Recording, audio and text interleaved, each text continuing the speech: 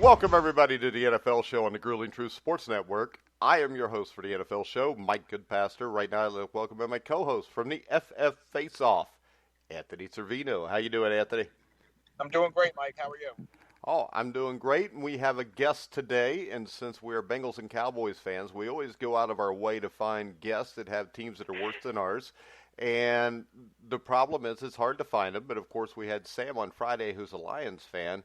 So me and Anthony were thinking, what's worse than being a Lions fan? So we figured we'd get a hold of our Cleveland Browns correspondent, Shelley, from the Grueling Truth. How you doing, Shelley? Oh, I'm just spiffy. And you all? We're great, and you've got to be pumped up because the Browns have a new head coach. Woo! This is number 20. Or no, wait. It's 20 years. He's number 12. Yeah, we're doing about right. Yeah, that's about right. All right. So what's your Everybody take on gets 12 Kevin Stefanski? Well, you know, I'm not doing a happy dance, but he's here. And as Dwayne "The Rock" Johnson says, it doesn't matter what I think. Jimmy Haslam seems to think this is a great idea. I don't agree with him.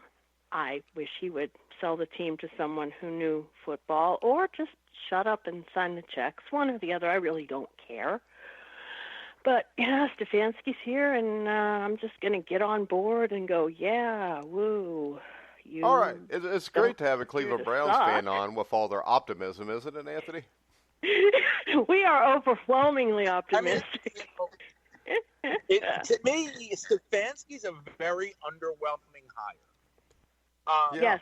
You know, he got the job in Minnesota last year after they fired DiFilippo, and you know, they had a good offense rushing. You know, Kirk Cousins had his most successful season, but statistically one of his worst, which is okay because they were winning. I just don't know if, you know, it's a wait and see thing with Stefanski.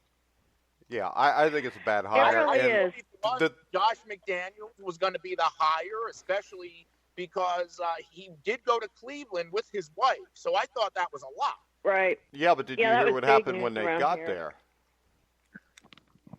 Because reality hit? I don't know what. No, what it was is the way they wanted to do this is Stefanski interviewed first, from the way I was told the story.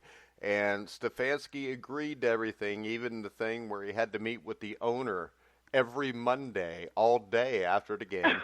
And I guess when Josh McDaniels was confronted with that, he said he was not good with that if he was going to be the head coach, he wanted to be in charge. He didn't want a dual coaching job with the owner, and that's why McDaniels didn't want the job. Can't blame him with that.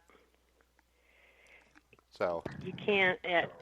I wouldn't want to answer to somebody who was not. You know, he's signing the checks. He's not a former player. He's not a former anything. He's just a rich dude. You know, one of these times, I think Haslam and a lot of these NFL teams that have a revolving door at head coach. I mean, look at the success of the 49ers. They gave Lynch and Shanahan 6-year deals, and 3 years down the road, they're at the NFC Championship game. One of these, you know, they have to let these guys, you know, give them 3 years minimum. Yeah, but the problem is when you hire somebody that's barely coached for 3 years, it's hard to give them a 6-year deal. And at least with Shanahan, there was a track record. And with John Lynch, you know what you're getting. I mean, I understand firing Kitchens because he wasn't the right hire. If they were going to go in-house, it should have been Greg Williams. Absolutely. Oh, my God, yes. Still should be. But,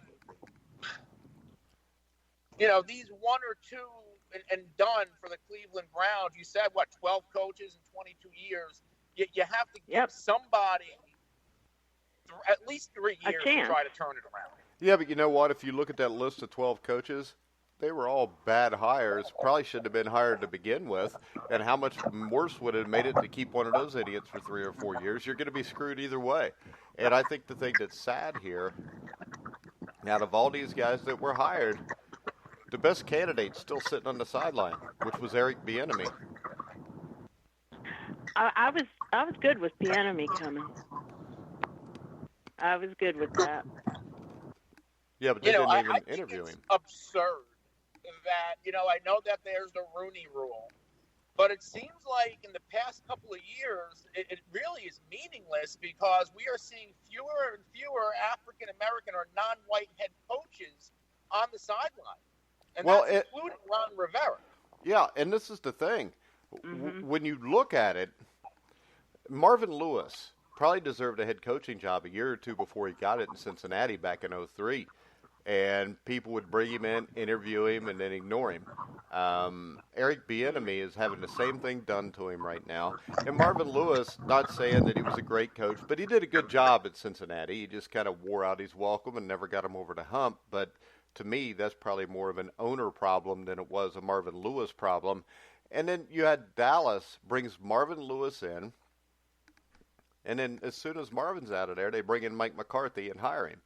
I'm pretty sure that Marvin Lewis was just a token interview, Anthony. Yeah, I think that was definitely a Rooney Rule interview. But they could have, if they just wanted to give somebody a token interview, they had Chris Richard sitting on the staff. Maybe Marvin Lewis was a legitimate interview with McCarthy because Jerry Jones, to me, was always going to go the retread route. And and the retread have the better resume. Yeah, and the retread that had a history of being a yes man. Because, for Jerry Jones? Yeah, because that's what he wants. Marvin Lewis was a yes man in Cincinnati for Mike Brown. So why wouldn't you bring Marvin Lewis in? And Mike McCarthy's already proven he's going to be a yes man, which proves the fact that the Dallas Cowboys are still not going to win a Super Bowl until Jerry Jones dies. Oh, that's a morbid way to put it. I get it. Is it true? Harsh truth.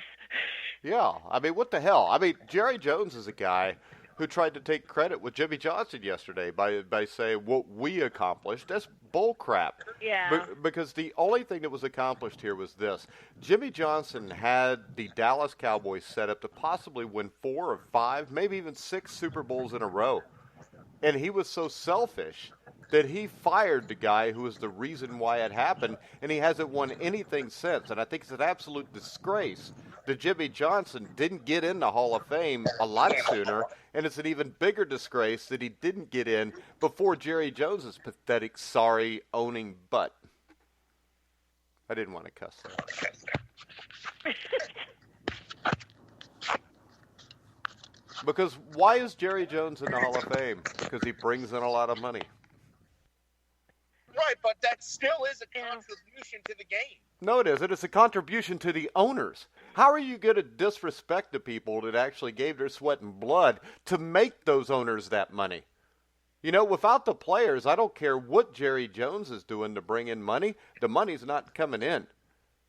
So to sit there and say, Jerry Jones, fleeced some people. He fleeced the people of Dallas for $500 million stadium subsidized.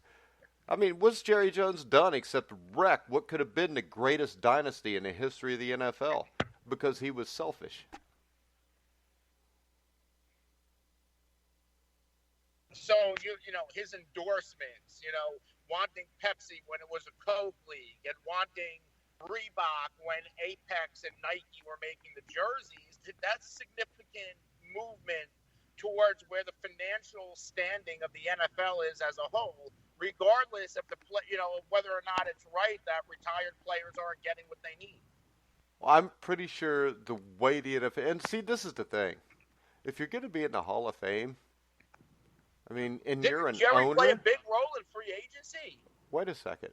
But free agency didn't take care of the retired players, which he could have done. I mean, to me, a Hall of Famer is somebody that's selfless, not somebody that's selfish, and then everybody else benefits from him being selfish.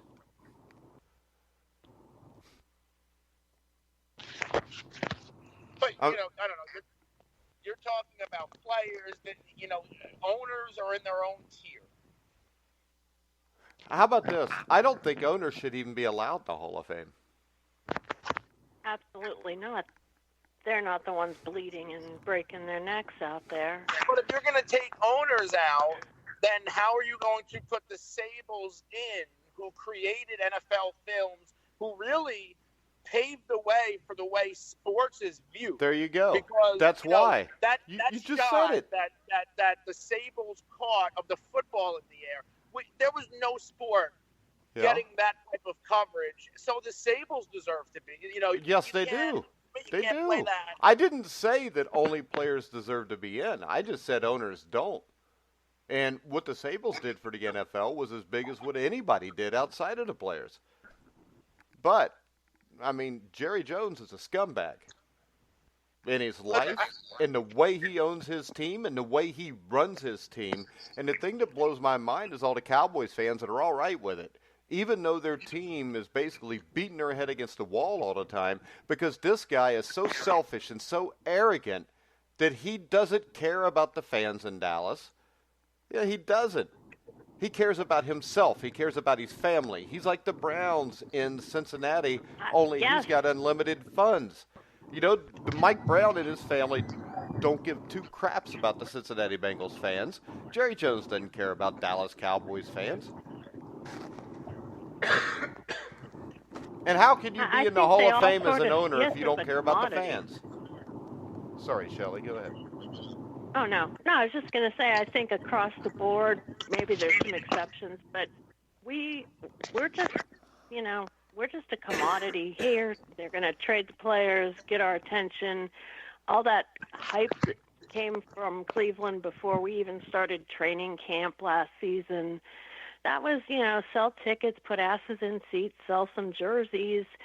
Jimmy Haslam doesn't care about what any of us think. None of these guys do. They're looking at their bottom. Do we lose and it's like, what's going to get me more? Yeah, I think what you. we have with the owners, Anthony, just a bunch of rich white guys who don't care about us. They're just like any other corporation in America. So, no, I mean, how about this? Should George Preston Marshall be in the Hall of Fame? I don't know. Should he? No. Who is he? He was the owner for the Washington Redskins, the original owner. They started off as the Boston Redskins, and then they went to Washington. But the Redskins name, if you look at the history of that and the way that was sold in Boston and Washington with the Redskins, I mean, he had players that were dressing up with war paint to promote the team. He made them come out to some games like that. And up until he became the owner of the Washington Redskins or the Boston Redskins in the early 30s, late 20s, African-American players were allowed to play. You got Fritz Pollard, who I think's in the Hall of Fame. You had all kind of guys that were NFL quarterbacks in the 1920s that were African-Americans until he took over and basically got all African-Americans out of the game. And from 1933 until mid-40s, African-Americans weren't allowed to play in the NFL. And the only reason that changed is the NFL wanted a team in L.A., and, you had basically the NFL had to allow blacks back in, or the L.A. Coliseum would not give them a lease. And with George Preston Marshall, he did not allow players on the Washington Redskins that were black until the early 60s. And the only reason he did that was because John F. Kennedy and Robert F. Kennedy told him that he would never be able to get a new stadium without allowing African Americans on the Washington Redskins. But this man is still in the Hall of Fame. Yeah, that's bullshit.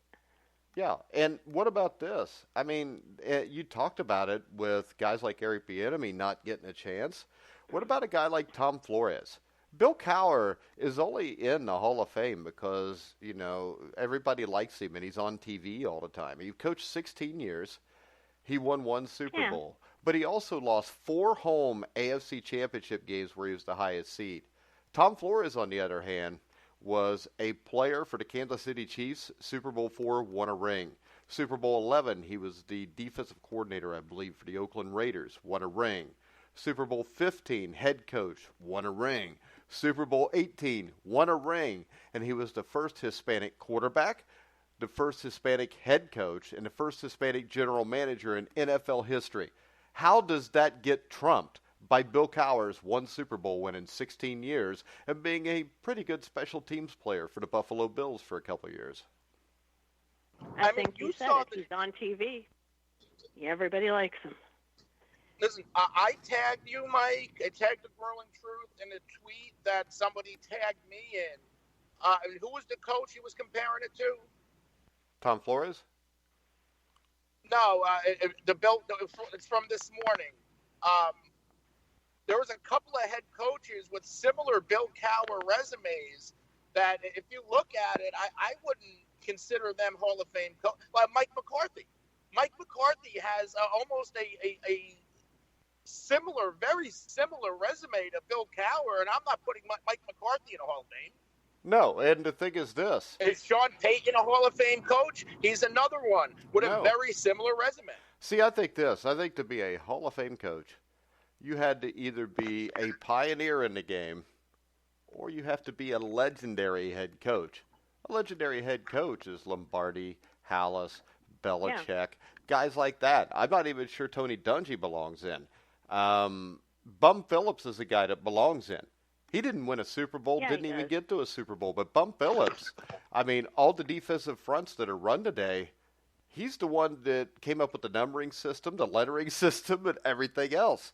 I mean, he is the one that when you look at Lawrence Taylor and they talk about how Belichick and Parcells were a genius because of the way they used Lawrence Taylor as an outside linebacker, the first team to use an outside linebacker like that in 1975 was when Robert Brazile went from Jackson State to the Houston Oilers, and they used him exactly like that. That is where the Giants got the idea for that. I mean, Bum Phillips coached with Bear Bryant in college, one of the greatest coaches of all time. But the thing about Bum Phillips is, and this is the thing, he wasn't a self-promoter. He just loved these players. He coached his players, and he kept to himself. And people thought he was a guy that just stood there with a cowboy hat on and didn't really coach. And that man took a Houston Oilers team that was morbid in 1973 and 74 and had him in 1 year at 10-4 and took him to 2 straight championship games, 3 straight playoffs. He gets fired. He goes to New Orleans, who never even sniffed the playoffs. He didn't get him there, but he got him to 9-7, 1 game short 2 years after being there. So I think that if you were an innovative coach that brought a lot to the game, that should maybe even mean more than how many championships you've won. And with Tom Flores, I don't know if. Go ahead. I don't know if he's in or not. But if you want to talk about somebody who made contributions and who's been around the league forever, what about like a Dick LeBeau? And I know he wasn't a head coach, but yeah, he was an innovative. He was a head coach. Oh, okay. Failed miserably with the Bengals. Should he be in the Hall of Fame? I would think he should be in the Hall of Fame. He is. I think he's in the Hall of Fame for playing. Okay, then he's just somebody. But how about that this? This is the thing, and this is what a lot of people don't realize. But that zone blitz, if you remember the 1988 AFC Championship Cincinnati Bengals, LeBeau was the defensive coordinator, and that was the first team that ever used a zone blitz. And you know, he ended up being the head coach for the Bengals, which for anybody could be career-threatening. But he didn't get. Let me see. I'm looking up, make sure he's in the Hall of Fame, because I think he got in a couple of years ago. But that's the other thing. Yeah, I'm looking now. If he would have never been a coach, they wouldn't have put him in as a player, because by him staying around as a coach, he stayed in the limelight. If he didn't do that, they never would have put him in. And to me, Dick LeBeau, Ken Riley, about the same thing when you look at their stats and the amount of interceptions they had. And LeBeau's other problem was he played for Detroit. And with Detroit, I think he only made the playoffs once, which is in 1970. You'll be glad to know that they lost to the Dallas Cowboys 5-0 in the playoffs. Yeah, he did. He got in in 2010, he's considered an innovator and defensive football genius, popularized the zone blitz and all of his other accolades. But, I like guys like last year or a year or two ago, Gil Brandt got in, who's been like an NFL lifer for 60 years and even still involved in the game. Yeah, and he should have been in a lot sooner than what he was, because the Dallas Cowboys, from the mid-'60s to the mid-'80s, made the playoffs every year. And he was the guy, they talk about analytics, he was the first guy to break stuff down like that, and he was doing it in the late 60s, early 70s on a computer.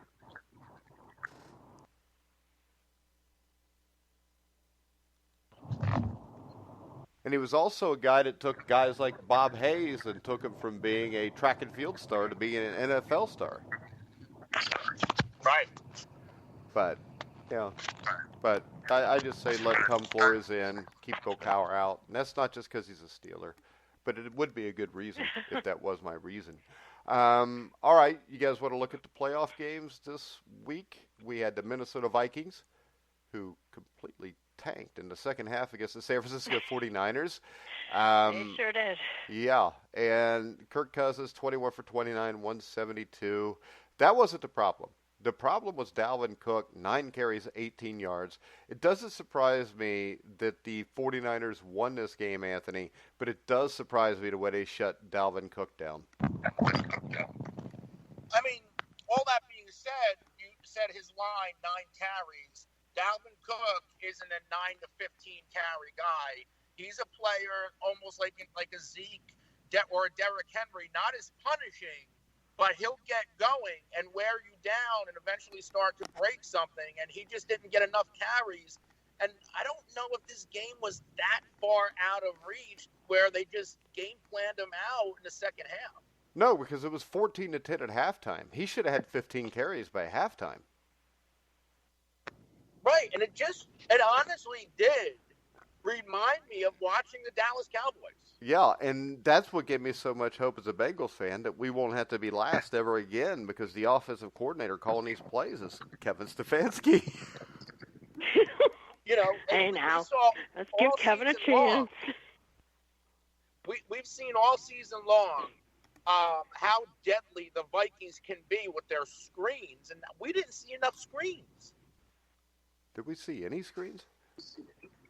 I think we there was an early one to like Tyler Conklin, their third string tight end, that I think broke for like an 8 or 10 yard gain, but not many.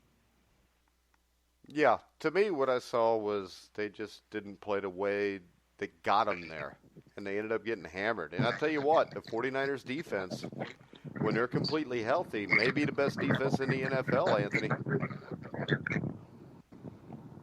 Yeah, in all phases, the 49ers were better than the Minnesota Vikings on Saturday.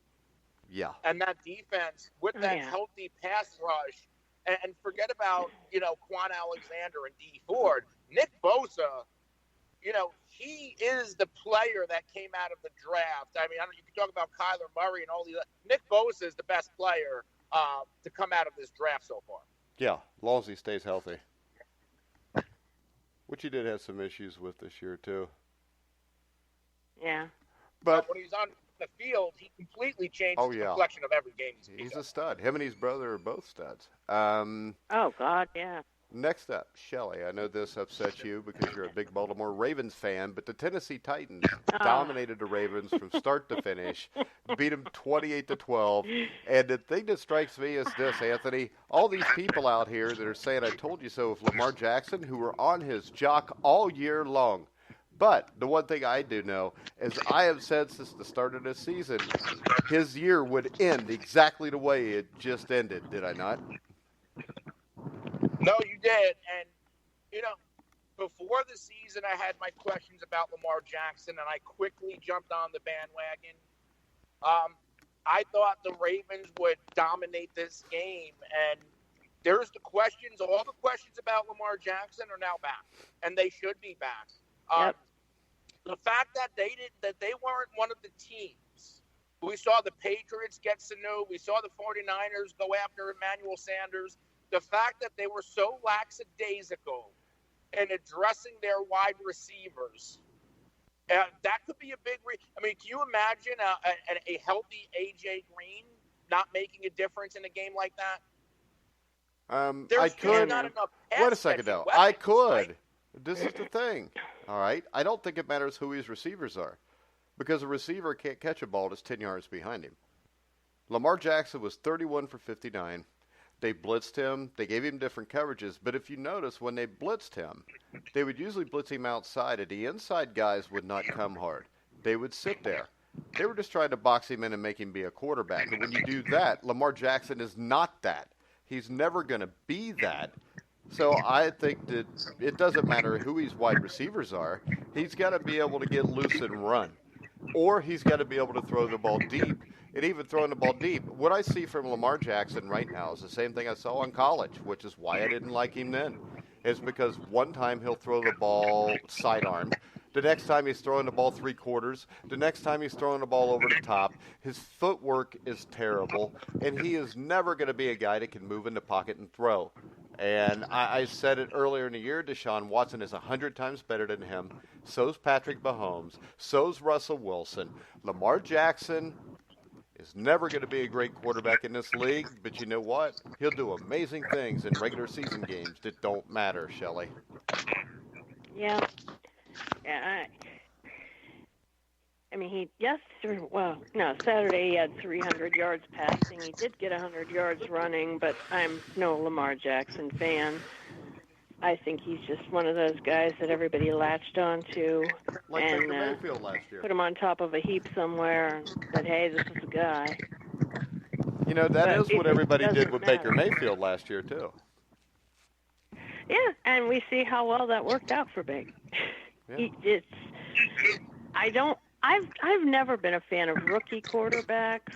I mean, and all my Baker Mayfield fans, I love Baker, but I think a guy who's going to be in the position to lead his team should have had some experience leading his team. I think you take a child out of college and you give him a football and you tell him he's great. Good luck. I don't believe that because I think we've seen Russell Wilson step right in.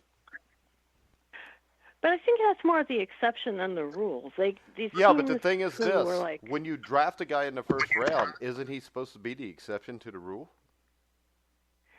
You would think, but I was not for that whole let's draft a quarterback in the first round thing either. I live in a different mindset than most Browns fans who say, hey, we need a new quarterback every 5 minutes, or hey, we need a new coach every 5 minutes.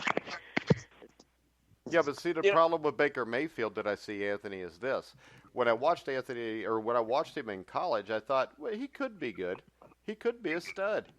But he could be is not a big enough reason for me to pick him number one. Tonight, when you watch Joe Burrow and Trevor Lawrence, those are two guys that we know are going to be studs in college or in the NFL. There's a difference. And those are the guys you should pick one. If that guy doesn't look like that, Anthony, then you shouldn't be picking him that high. No, but with the way the NFL is with their quarterbacks, even if there isn't that guy, they're going to make one. The media is going to create one, or a team's going to create one, especially if you're in need of a quarterback. Well, all I know is this. When we look at the teams left in the NFL playoffs, Patrick Mahomes was picked relatively high, but most didn't think he would be. Ryan Tannehill, nobody expected it. I mean, Ryan Tannehill is one win from the Super Bowl, and in the two playoff games, he's thrown for 160 yards. This comes back to this. If you could run the ball and play defense and play like 22 grown men instead of run around like you're playing PlayStation football, you're still going to win. The San Francisco 49ers only threw the ball 19 times last week. The San Francisco 49ers play smash-mouth football. That's why the San Francisco 49ers are going to smash the Green Bay Packers, because they're going to man up and they're going to run right through them just like they did before. Because still, and